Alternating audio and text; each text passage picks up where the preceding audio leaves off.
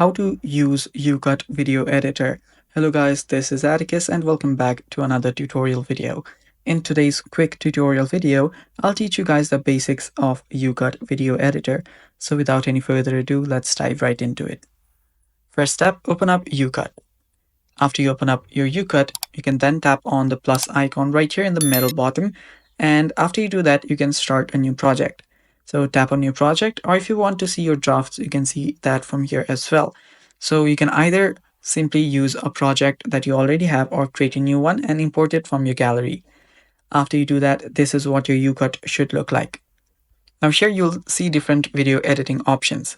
Now to briefly, tell you guys what they are, tap on the trim option to simply trim the video to your desired length. Now you can trim some part from the beginning or some part from the end, or you can simply cut it in half like this as well. So the other option is cut, and the final one is split. You can split the video into two parts as well. And those are the basic trimming functions here. And there you can see the music option where you can add music, and you can select whichever music you want. You can import your music from your library as well. And there are effects and other recent that you have done. And other than that, there are filters, the basic filters that normally we use during video editing. There are effects and other stuff like that.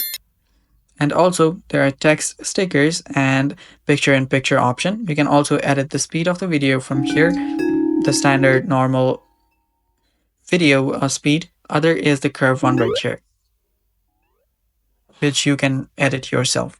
And after that, there is also enhance option. There is background removal option, or even your background ratios, and the rotate, volume, and flip option. Other are the basic crop functions here. And those are the basic functions you get in YouCut Video Editor. After you're done with the editing, tap on the save option on the top right. And you can choose your resolution, your frame rate, and other stuff, and then tap on save. After that, it should start saving your video, and you're good to go. And that's basically how you can use YouCut Video Editor. And that's all for today's video. Thanks for watching. Stay tuned for more.